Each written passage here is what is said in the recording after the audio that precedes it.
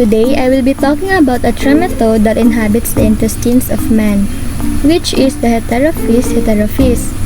It is commonly called as the von Siebold's fluke or heterophid fluke. Its scientific classification is shown here, so you can see it falls under the family Heterophiidae and the genus Heterophis. Actually, there are other species of Heterophis, but the major species are Metagonimus yakogawai, Haplorchis taikui, and Haplorchis yakogawai. So let me tell you a brief history of this parasite. This species was originally collected in 1851 by Bilharz from a human being in Egypt. The first report in cats is that of Luce, 1902. In what I have said, it is a small parasitic flukeworm or flatworm. It primarily infects humans who eat raw or undercooked fish that is infected by the metacercaria stage of this parasite. Metacercaria stage is actually the infective stage of this parasite. It is among the minutest fluke, but yet deadly.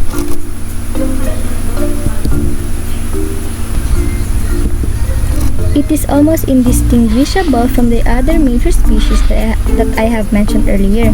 Especially their eggs are very indistinguishable from each other. However, there are distinguishing features such as their morphology, which I will be mentioning later, and of course their preferences under their intermediate host. Moving on further, their morphologies. Since it is a trematode, it exhibits different stages of morphologies. First, we have their ova or egg. It is ovoid in shape or elongated. Its color is yellow to light brown. It has a operculation. The egg contains the embryo, which is called the miracidium. Size range is about 20 to 30 micrometer by 15 to 17 micrometer. You can see here a picture of the ova that it has an operculation. This part is the operculation, which serves as the door opening. In another picture, we can see that the operculation is not that distinct, meaning that the operculation is fitting in smoothly within its shell. In another picture shows the Heterophis egg under the microscope with low power objective magnification in a stool specimen. It is also important to know that the eggs of the Heterophis are sometimes referred to as Opistorchis-like eggs because they have a close resemblance to Opistorchis viverrini and Clonorchis sinensis. You can see that it has a distinct operculation as opposed to the eggs of the Heterophis, which has a smooth operculations, and also it has an opercular knob on its opposite side, which is lacking in the eggs of Heterophis.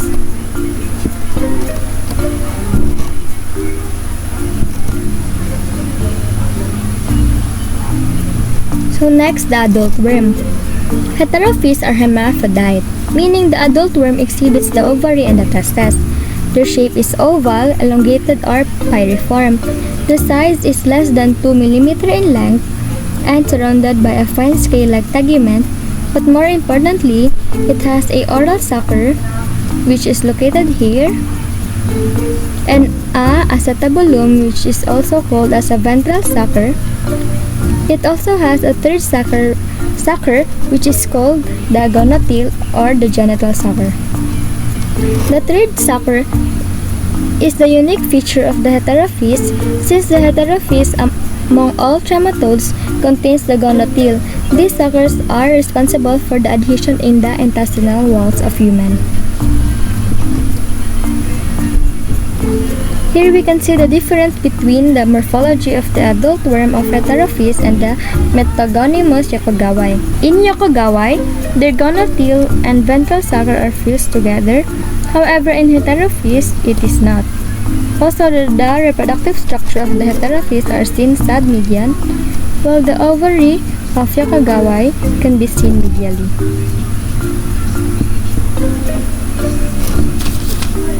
So moving on, the life cycle of the Heterophis follows the same as the other intestinal flukes. It also has two intermediate hosts. First intermediate host is a snail, and the second intermediate host are the freshwater or brackish water fish, and man serves as a definitive host. So let us start by the definitive host, which is the man ingesting raw or undercooked fish containing the infective stage of the parasite, which is the metacercariae. Once ingested, it will go to the small intestine, particularly the duodenum. Once there, it will exist and then attach to the intestinal villi. From there, it will form into adult worm, which has a lifespan of less than 1 year. It has a short lifespan compared to the other parasite. Also, it will lay its eggs, which are passed out together with the feces into the environment. The eggs that are passed out into the environment are already embryonated, thus it will be ready to infect its first intermediate host, which is the snail. Again, the infective stage of the parasite into the snail is the embryonated eggs. The snail will then ingest the eggs, and then the miracidia will hatch from the egg through the operculum and will then go into the snail's intestine. From there, it will penetrate the snail's tissue and will undergo 3 larval stages, which is the sporocyst, radiae, and cercariae.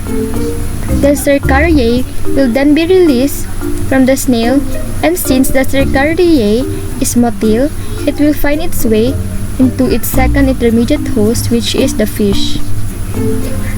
So again, the infective stage of the parasite to the fish is the cercariae. Once it will penetrate the fish, it will insist to form into mesocercariae, which located primarily at the muscles at the base of the fins of the fishes. It will now ready to infect another human being who eat raw or undercooked fish containing the metacercariae. However, you can see in this life cycle that there's a red arrow indicating that not only human can be a definitive host. Also, fish-eating mammals like dogs, cats, and birds can be infected as well.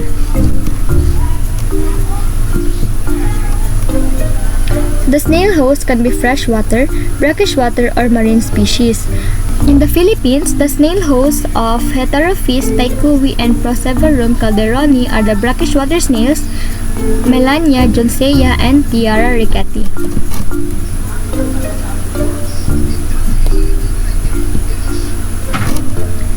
So, the Heterophis infection is called the heterophiasis.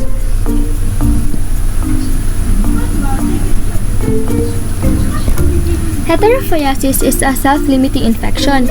In cases of light infection, it is usually asymptomatic and mild. However, in heavy infections, it can include colicky abdominal pain, which is not localized, gurgling abdomen, and upper abdominal pain. It can also cause mucus to be present in the stool, accompanied by diarrhea. In some cases, in severe infections, a granuloma may occur because the eggs have the ability to escape into the lymphatics or venules via intestinal wall penetration and to migrate to other areas of the body, such as the heart or brain. Granulomas in these areas often result. If eggs are deposited in the brain, may cause intracerebral hemorrhage, which can lead to sensory and motor losses. And if the eggs are deposited in the heart, it can cause a heterophyte myocarditis, which can lead to chronic heart failure. In a study done by the Compostela Valley, it was found out that the most common clinical manifestation is acid peptic disease or peptic ulcers, probably due to the thinning of the intestinal wall brought upon by the actions of the adult worm. This picture shows the intracerebral hemorrhage and the other one shows the inflammation of intestinal walls.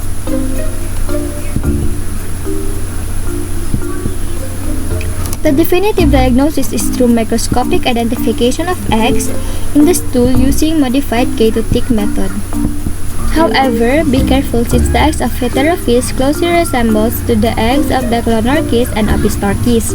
In cases of light intensity infection, polymerase chain reaction may be used.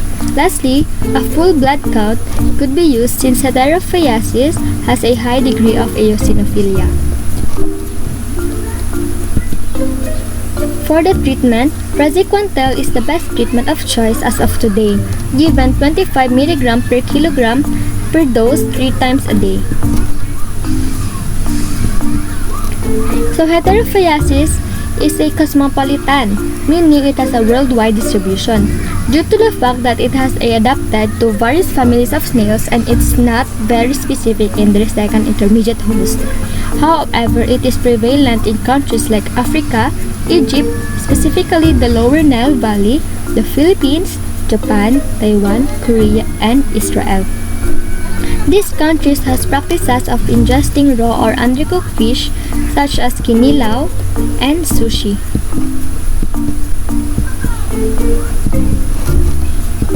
So question, how can heterophiasis be prevented?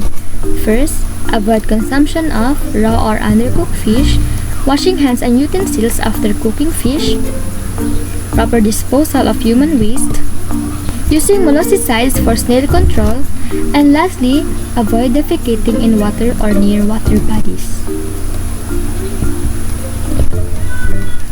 So, notes of interest. Ceratidiopsilia cingulata is the main first intermediate host of heterophyes in Southeast Asia.